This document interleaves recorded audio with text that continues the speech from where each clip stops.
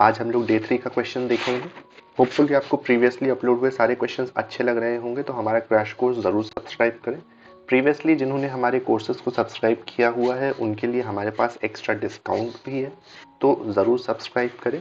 तो चलिए हम लोग आगे बढ़ते हैं अपने डे 3 के क्वेश्चन पे। तो डे 3 का जो हमारा क्वेश्चन है ये बेसिकली वेरिएबल के ऊपर है कि वेरिएबल क्या होता है, कितने तरीके का होता है, उसको हमको एग्जाम्पल के हेल्प से समझाना है।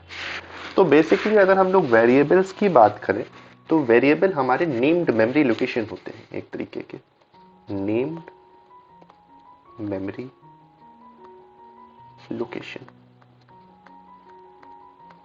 अच्छा, नेम्ड मेमोरी लोकेशन से हमारा मतलब क्या है कि जैसे कि आप मान के चलिए ये हमारी मेमोरी है, तो मेमोरी के एक छोटे से पोर्शन को हमने नाम दे दिया।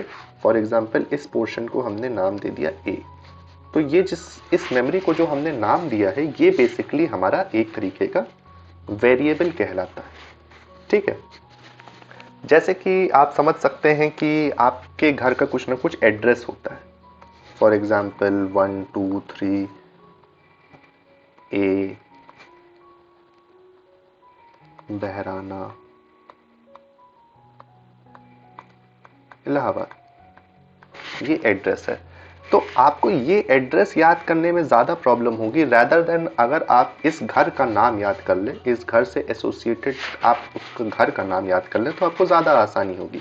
जैसे जन निवास फॉर एग्जाम्पल हमने ले ली, तो अब आपको अगर जन निवास जानना है तो आप इस एड्रेस को नहीं याद करेंगे। आपको पता है कि ये लोकेशन है, ये जन निवास है, उसका एड्रेस भले ही है, लेकिन आपको ये पता है तो आप यही कहोगे ना कि हमको जन निवास जाना है, रैदर देन आप ये थोड़ी कहोगे कि हमको 1 2 3 ए बहराना इलाहाबाद जाना है। तो वो थोड़ा ज़्यादा लेंदी हो जाएगा, थोड़ा प्रॉब्लमेटिक होगा। तो इसी कारण से यही हमारा एक कॉन्सेप्ट है जो कि हमारी प्रोग्रामिंग में भी यूज़ होता है, जिसको हम वेरिएबल का कॉन्सेप्ट कहते हैं कि आप वेरिएबल या किसी भी मेमोरी लोकेशन के एड्रेस को याद करने से अच्छा, क्योंकि आप जानते हो कि हर मेमोरी लोकेशन में कुछ ना कुछ एड्रेस होता है, 5890 5630, ये सारे हमारे एड्रेसेस हैं। तो अगर हम एड्रेस पे डील करेंगे तो हम लोग को बहुत सारे नंबर्स याद करने पड़ेंगे और जिसमें हम लोग थोड़ा वीक होते हैं। तो हमारा ये मोटिव है कि हम हर एक मेमोरी लोकेशन को एक नाम दे दें, ए दे दिया, बी दे दिया, तो उससे हम उस मेमोरी ब्लॉक पे आसानी से हम उसको डील कर सकते हैं, उस पर काम कर सकते हैं, हमें नंबर्स कम याद रखने पड़ेंगे। तो बेसिकली यही हमारे कुछ कॉन्सेप्ट्स हैं जिसके कारण हम लोग वेरिएबल का यूज़ करते हैं। वेरिएबल्स हमारे जैसे कि अभी हमने बताया कि ये नेम्ड मेमोरी लोकेशन होते हैं, यानी कि एक ऐसी मेमोरी लोकेशन जिसको नाम दिया गया है। ठीक, अब वेरिएबल्स हमारे बेसिकली 3 तरीके के होते हैं। अब हम लोग यहाँ से थोड़ा जल्दी करना चालू करते हैं। पहला है लोकल वेरिएबल। ऐसे वेरिएबल जो किसी ब्लॉक के अंदर डिफाइंड हो उनको हम लोकल वेरिएबल कहते हैं। ब्लॉक से हम लोग ने समझा है कि कर्ली ब्रेसेस के अंदर वाला पूरा पोर्शन एक ब्लॉक कहलाता है। इस ब्लॉक के अंदर अगर हम किसी वेरिएबल को डिक्लेयर करते हैं, यूज करते हैं, तो वो बेसिकली हमारे लोकल वेरिएबल कहलाते हैं। A local variable is a variable which is declared within a block or a method in Java। यानी किसी ब्लॉक के अंदर या किसी फंक्शन के अंदर जो भी हमारे वेरिएबल्स डिफाइंड होते हैं, डिक्लेयर्ड होते हैं, वो हमारे लोकल वेरिएबल कहलाते हैं। The scope of a variable is between the blocks, यानी इसका इस लाइन का हमारा ये मतलब है कि फॉर एग्जांपल अगर हमने int a लिखा इक्वल्स टू 2, तो ये जो a है, ये जो a वेरिएबल है, ये इन दोनों ब्लॉक के बीच में ही काम कर सकता है। ये इसके बाहर अगर हम काम कराना चाहें, for example a equals to 3 हमने लिखा, तो ये यहाँ पे काम नहीं करेगा, ये इन दोनों ब्लॉक्स के बीच में ही काम करेगा। यानी कि लोकल वेरिएबल वो वेरिएबल होते हैं जो कि किसी ब्लॉक के अंदर डिफाइंड होते हैं और वो उसी ब्लॉक के अंदर एक्सेसिबल और यूज्ड भी हो सकते हैं। When the block is over, variable will be destroyed। जैसे ही हम ब्लॉक के बाहर आते हैं अपने प्रोग्राम एग्जीक्यूशन के दौरान, तो जब भी जैसे ही हम curly braces closed curly braces पहुंचेंगे तो हमारा यहाँ पे जो int a नाम का वेरिएबल बना था वो डिस्ट्रॉय कर दिया जाएगा, क्योंकि वो भी कोई ना कोई मेमोरी स्पेस को ऑक्यूपाई करता है और उस मेमोरी स्पेस को हमको जैसे ही हमारा प्रोग्राम रन होना बंद करे हमको उसको खाली भी करना होता है। A local variable cannot be declared more than once. It can not initialized by default the initialization of a variable is necessary and the scope of the variable should not overlap. यहाँ पे कुछ points हैं, जैसे कि a local variable can not be declared more than once. अगर हम लोग इसको एग्जाम्पल्स समझना चाहें तो हम लोग ऐसे समझ सकते हैं कि फॉर एग्जाम्पल हमारा ये मेमोरी ब्लॉक है, यहाँ हमने int a equals to 2 declare किया और इसी के अंदर दोबारा से अगर हम int a equals to 3 declare कर रहे हैं तो ये हमारी पॉसिबिलिटी नहीं है, हम दोबारा सेम वेरिएबल को डिफाइन नहीं कर सकते या डिक्लेयर नहीं कर सकते। It can not B initialised by default, यानी कि हम अगर अपने वेरिएबल को कुछ इनिशियलाइज नहीं कर रहे हैं, उसके अंदर कोई वैल्यू नहीं डाल रहे हैं। वैल्यू डालने से हमारा बेसिकली ये मतलब है कि जैसे हमारी ये मेमोरी है, इस मेमोरी के अंदर हमने कहा कि ये पर्टिकुलर एड्रेस 5860 जो हमारा मेमोरी एड्रेस है, इसका नाम है ए। अब इस मेमोरी ब्लॉक के अंदर हमारे कुछ होना चाहिए, फॉर एग्जाम्पल 2, जैसे हमने यहाँ पे अगर इक्वल्स टू 2 लिखा तो इसका मतलब है कि यहाँ पे हमारा 2 इस ब्लॉक के अंदर है, ठीक है। लेकिन अब अगर हम इसके अंदर कुछ नहीं डिफाइन कर रहे हैं तो ये हमको एरर दे देगा, क्योंकि जावा में हमको इनिशियलाइज करना है, किसी भी वेरिएबल में कुछ वैल्यू डालना नेसेसरी। चलिए हम लोग नेक्स्ट पॉइंट समझते हैं। यहाँ पे ये लिखा है कि हमारा जो स्कोप ऑफ द वेरिएबल है वो ओवरलैप नहीं करना चाहिए, यानी कि अगर हमने for example 2 bar int a बनाया है, जैसे यहाँ पे int a लिखा, a इक्वल्स टू 2 लिखा, फिर एक ब्लॉक बनाया, फिर हमने int a इक्वल्स टू 3 लिखा और फिर यहाँ पे हमने ऐसे कर दिया, तो यहाँ पे देखिए एक ब्लॉक के अंदर a है, फिर उसके अंदर दोबारा से एक ब्लॉक बनाया गया है इसी ब्लॉक के अंदर जिसमें int a दोबारा से डिक्लेयर है और उसके अंदर a इक्वल्स टू 3 है। तो यहाँ पे हमारा बेसिकली हो क्या रहा है कि स्कोप ओवरलैपिंग नहीं होनी चाहिए। जैसा कि हमने कहा, ये जो a है इसका स्कोप इन दोनों के बीच में ही होगा और इस वाले a का स्कोप इन दोनों के बीच में होगा, ठीक। अब ये जो a है इसके स्कोप को ओवरलैप किया जा रहा है इस a द्वारा, ठीक। तो ऐसा सिचुएशंस हम लोग को कोशिश करनी है कि ना आए हमारी प्रोग्रामिंग में। चलिए नेक्स्ट हम लोग एग्जाम्पल देखते हैं इसका। तो इसका जो एग्जाम्पल है ये यहाँ पे हमारे डिस्प्लेड है। क्लास ए हमने बनाई है, जैसा कि हम जानते हैं जावा में अगर हमको कुछ भी करना है तो हमको क्लास बनाना नेसेसरी है। Public static void main string args लिखा हुआ है, उसके बाद हमारा एक ब्लॉक बना, ये देखिए ये कर्ली ब्रेसेस ओपन है, तो इसका मतलब यहाँ से हमारा एक ब्लॉक चालू होता है, मेन का ब्लॉक जिसको हम कहते हैं। यहाँ पे a इक्वल्स टू 9, b और c डिफाइंड है, ठीक।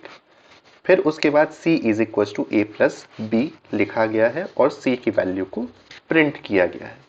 तो बेसिकली ये तीनों हमारे a, b और c, क्योंकि ये मेन के अंदर, यानी कि मेन भी हमारा एक तरीके का फंक्शन है, तो हमने जैसा कहा था कि आप किसी ब्लॉक के अंदर या किसी फंक्शन के अंदर अगर हम कोई भी वेरिएबल को डिक्लेयर करते हैं तो हमारा वो लोकल वेरिएबल होता है, ठीक। तो यहाँ पे a, b और c हमारे लोकल वेरिएबल हैं। लेकिन अब मैंने एक और पॉइंट उसमें बताया था लोकल वेरिएबल में कि अगर हम लोग लोकल वेरिएबल बना रहे हैं तो उसका इनिशियलाइजेशन होना नेसेसरी है, यानी इसके अंदर कुछ ना कुछ वैल्यू होना नेसेसरी है। लेकिन ऐसा यहाँ पे नहीं है, ये दोनों इनिशियलाइज्ड नहीं है, जो कि हमारे लिए प्रॉब्लम क्रिएट करेगा और ये प्रोग्राम जो हमारा है ये रन नहीं करेगा। देखिए यहाँ पे लिखा है will not run because it is not initialised. Okay, तो ये हमारा, अच्छा एक चीज और यहाँ पे देखिए, यहाँ पे intc एक बार डिक्लेयर किया गया है और फिर से देखिए यहाँ पे intc दोबारा से डिक्लेयर किया गया है, तो ये भी एक तरीके का एरर हमको दे देगा। यहाँ पे देखिए लिखा है c इज डिक्लेयर्ड 2 टाइम्स, तो ये जो हमारा प्रोग्राम है ये हमको 2 कारणों से एरर दे रहा है। पहला कि b और c हमारे इनिशियलाइज्ड नहीं है, दूसरा c हमारा 2 बार डिक्लेयर किया गया है सेम ब्लॉक के अंदर, तो ये हमको इस कारण से एरर दे रहा है। चलिए नेक्स्ट एग्जाम्पल पे चलते हैं।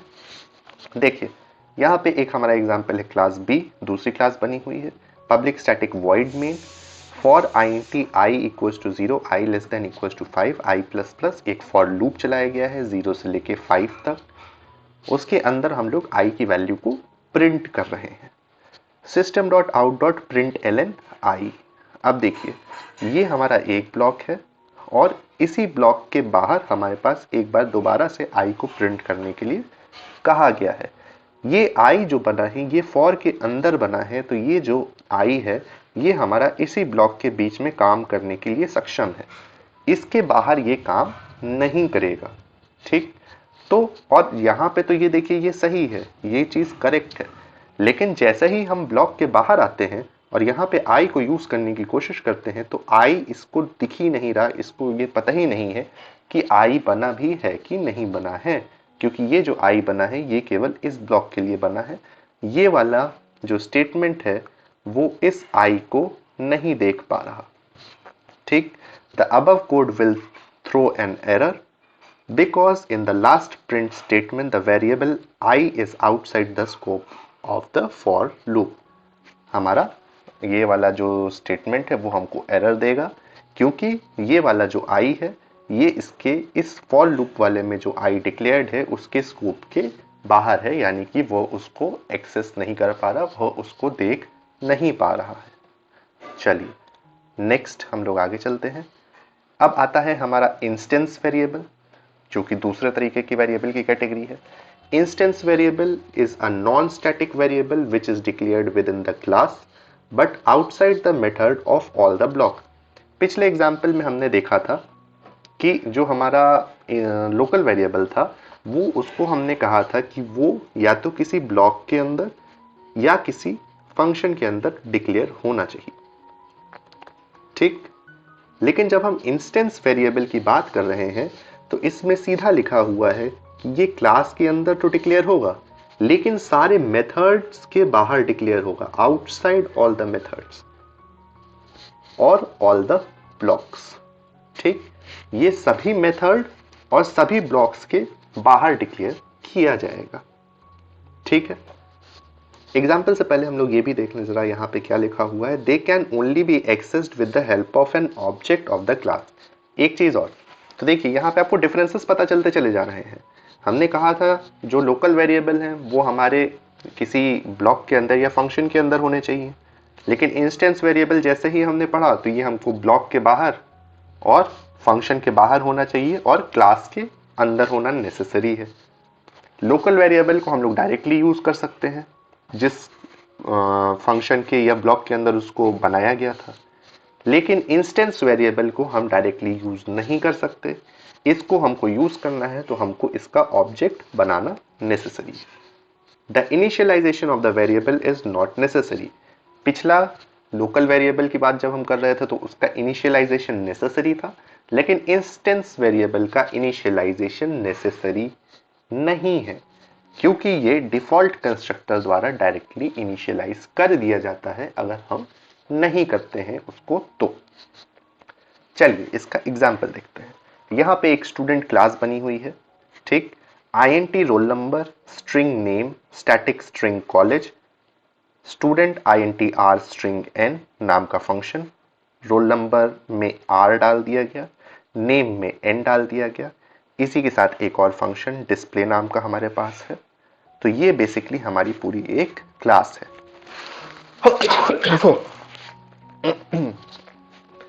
इसके आगे का कोड भी हम लोग देख लेते हैं। Public class test static variable 1, ये हमारी एक और क्लास बनी हुई है जिसके अंदर मेन फंक्शन हमने बनाया है। तो अगर हम ये ध्यान से देखें तो int रोल नंबर जो है ये किसी भी मेथड के अंदर नहीं है। ठीक, मेथड हमारे कहाँ है, ये हमारा एक ठो मेथड है, ये हमारा एक ठो मेथड है, मेन भी हमारा एक ठो मेथड है, ये वाला इधर आप अगर देखें तो मेन मेथड के या स्टूडेंट नाम के मेथड या वॉइड डिस्प्ले नाम के मेथड, इन सभी मेथड के बाहर है और सभी ब्लॉक्स के भी बाहर है। कोई भी ब्लॉक के अंदर हमारा रोल नंबर या नेम नहीं है। ठीक, लेकिन किसके अंदर होना चाहिए, क्लास के अंदर होना चाहिए। तो ये हमारे दोनों चीजें क्लास के अंदर है, लेकिन बाकी सभी ब्लॉक्स के और मेथड के बाहर है। इसका मतलब ये दोनों हमारे इंस्टेंस वेरिएबल हैं। ठीक, जो कि हमारा डिफरेंस यहां से क्लियर हो गया। अब यहाँ पे हम लोग देखते हैं कि जैसे कि हम लोग ने लोकल वेरिएबल की बात करी थी, तो लोकल वेरिएबल को हम किसी भी ब्लॉक के अंदर या फंक्शन के अंदर जिसमें वो बनाया गया है, हम डायरेक्टली उसको यूज कर सकते हैं। लेकिन क्या हम इंस्टेंस वेरिएबल का डायरेक्टली यूज कर सकते हैं कहीं भी मेन मेथड के अंदर? नहीं, ये पॉसिबल नहीं है। पहली चीज तो लोकल वेरिएबल आप किसी ब्लॉक के और फंक्शन के अंदर जिसमें वो बनाया गया है उसके बाहर आप यूज नहीं कर सकते, लेकिन इंस्टेंस वेरिएबल को हम लोग यूज कर सकते हैं। देखिए, इंस्टेंस वेरिएबल बनाया इस ब्लॉक के अंदर गया है, लेकिन हम लोग उसका यूज कर रहे हैं यहाँ पे, ठीक? तो इसको हम लोग यूज कर सकते हैं। अब इंस्टेंस वेरिएबल को हमको यूज कैसे करना है? तो इंस्टेंस वेरिएबल का यूज हम उसका उस क्लास का ऑब्जेक्ट बना के करते हैं। देखिए, यहाँ पे स्टूडेंट S1 न्यू स्टूडेंट 111 करण, S2 न्यू स्टूडेंट 222 करण। यहाँ पे हमारे ये जो दो S1 और S2 बन रहे हैं, ये हमारे दो ठो ऑब्जेक्ट हैं। इनकी हेल्प से हम नेम और रोल नंबर का यूज कर रहे हैं, ठीक? जैसे ही हमने यहाँ 111 और करण लिखा, हम पहुंच जाएंगे इस फंक्शन के अंदर, ठीक है? ये फंक्शन करेगा क्या? यहाँ पे रोल नंबर, जैसे कि आप जानते ही हैं, ये एक फंक्शन है, तो यहाँ पे आर्ग्यूमेंट्स 111 और करण दिए गए थे, तो यहाँ 111 और करण आ जाएगा n के अंदर और r के अंदर 111 आ जाएगा, और यहाँ 111 हमारा रोल नंबर के अंदर डाला जा रहा है और n के थ्रू करण को हम नेम के अंदर डाल दे रहे हैं।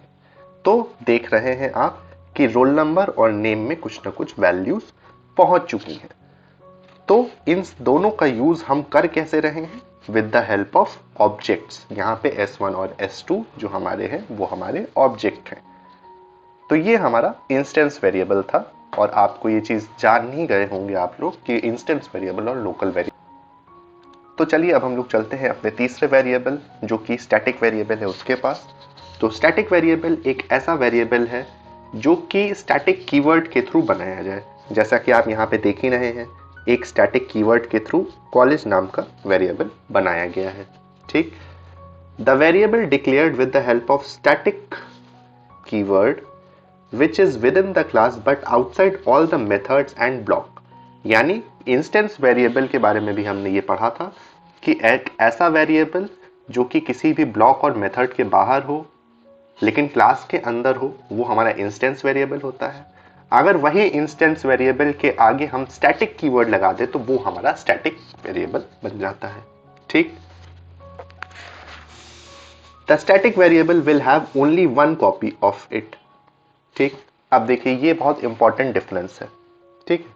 जो हमारे इंस्टेंस वेरिएबल बनते हैं वो हर ऑब्जेक्ट के लिए बनते हैं। जैसे कि यहाँ पे हमने दो ठो ऑब्जेक्ट बनाए हैं, तो S1 के लिए रोल नंबर और नेम बनेगा, क्योंकि पर्टिकुलरली उसके लिए वैल्यू भी जानी है, तो इसके अंदर 111 और इसके अंदर करण आ जाएगा। ऐसा ही अगर हम लोग S2 की बात करें तो इसके लिए भी रोल नंबर और नेम अलग अलग बनेगा, ठीक? जिसके अंदर 222 और RN चला जाएगा, ठीक? तो S1 S2 के लिए रोल नंबर और नेम अपने अपने वेरिएबल्स बन गए। लेकिन जो स्टैटिक वेरिएबल होता है वो केवल एक बार बनता है, यानी उसकी केवल एक कॉपी बनती है। तो यहाँ पे कॉलेज नाम का जो वेरिएबल है हमारा, वो केवल एक बार बनेगा और उसको ये दोनों लोग यूज कर सकते हैं, शेयर कर सकते हैं, एक तरीके से हम कहते हैं, ठीक? अच्छा, आप खुद ही समझो कि हमको अगर पता है कि हमारे क्लास में जितने भी स्टूडेंट हैं वो सब ISDC से हैं, तो हमको ये चीज सबके साथ लिखने की क्या जरूरत है? अगर हम S1 के लिए भी कॉलेज का एक तो वेरिएबल बनाएं, इंस्टेंस वेरिएबल बना दें, अगर हम S2 के साथ भी कॉलेज का एक इंस्टेंस वेरिएबल बना दें, तो ये अननेसेसरी हम लोग मेमोरी वेस्ट कर रहे हैं। तो उससे बचने के लिए हम लोग ने एक स्टैटिक वेरिएबल बना दिया जिसको कि हमारे क्लास के सारे ऑब्जेक्ट्स शेयर कर सकते हैं, ठीक? तो ये हमारा स्टैटिक वेरिएबल है। अच्छा, ठीक है, चलिए एक कॉपी बनती है। It can be used without the help of an object. जैसा कि इंस्टेंस वेरिएबल के बारे में हमने पढ़ा था कि इंस्टेंस वेरिएबल को यूज करने के लिए हमको ऑब्जेक्ट बनाने की जरूरत पड़ती है, लेकिन जब हम स्टैटिक वेरिएबल की बात करते हैं तो स्टैटिक वेरिएबल को यूज करने के लिए हमें ऑब्जेक्ट की ज़रूरत नहीं पड़ती, हम डायरेक्टली क्लास के नाम से उसको यूज़ कर सकते हैं। जैसा कि आप यहाँ पे देखिए, student college equals to ISTC, student dot college equals to ISTC।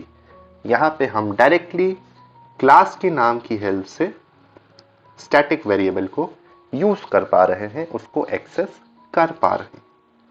तो ये हमारे कुछ कुछ डिफरेंसेस होते हैं स्टैटिक वेरिएबल, इंस्टेंस वेरिएबल और लोकल वेरिएबल में।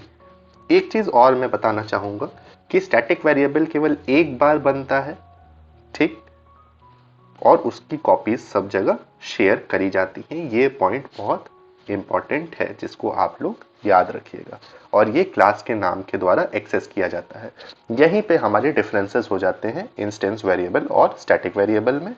पहला डिफरेंस कि स्टैटिक वेरिएबल हमारे स्टैटिक कीवर्ड से बनता है, इंस्टेंस वेरिएबल स्टैटिक कीवर्ड नहीं होता। स्टैटिक वेरिएबल की कॉपी एक बार बनती है, इंस्टेंस वेरिएबल की कॉपी हर ऑब्जेक्ट के लिए उतनी बार बनती है जितनी बार नेसेसरी होता है। जैसे S1 के लिए हमारा रोल नंबर और नेम बना, S2 के लिए भी रोल नंबर और नेम बनेगा। लेकिन स्टैटिक वेरिएबल की जो हमारी एक ही कॉपी बनती है उसको सभी ऑब्जेक्ट्स साथ में शेयर करते हैं। एक चीज और जो बहुत नेसेसरी है कि आप जानें वो ये है कि जो हमारे स्टैटिक वेरिएबल्स होते हैं ये केवल एक बार ही असाइन की जा सकती है इनमें value, only one time assigned. यानी कि इसमें केवल इनिशियलाइजेशन पॉसिबल है। इनिशियलाइजेशन और असाइनमेंट में यही डिफरेंस है कि जब हम किसी वेरिएबल को पहली बार कुछ वैल्यू देते हैं तो उसको हम इनिशियलाइजेशन कहते हैं कि हमने उस वैल्यू में इनिशियलाइज कर दी कुछ वैल्यू। नेक्स्ट टाइम से जब हम उसमें कुछ वैल्यू डालने की कोशिश करते हैं तो वो असाइनमेंट कहलाती है। तो हम कह सकते हैं कि इसमें केवल इनिशियलाइजेशन पॉसिबल है। नेक्स्ट टाइम से हम अगर उसमें कुछ वैल्यू को चेंज करना चाहेंगे तो हम नहीं कर सकते, जैसे कि नाम ही इसका स्टैटिक है जो कि चेंज ना हो, है ना। तो स्टैटिक जो चीज़ें, जो स्टैटिक वेरिएबल्स होते हैं उनकी वैल्यू को हम दोबारा से असाइन नहीं कर सकते, लेकिन इनकी वैल्यूज़ को इंक्रीमेंट डिक्रीमेंट किया जा सकता है। अगर ये इंटीजर टाइप के हों तो इंक्रीमेंट डिक्रीमेंट पॉसिबल होता है, ठीक। ये एक लास्ट पॉइंट और था जो मुझे ऐड करना था। तो होपफुली आपको ये लेक्चर अच्छे लग रहे होंगे, तो हमारा कोर्स ज़रूर लीजिए। Okay, thank you for today's video.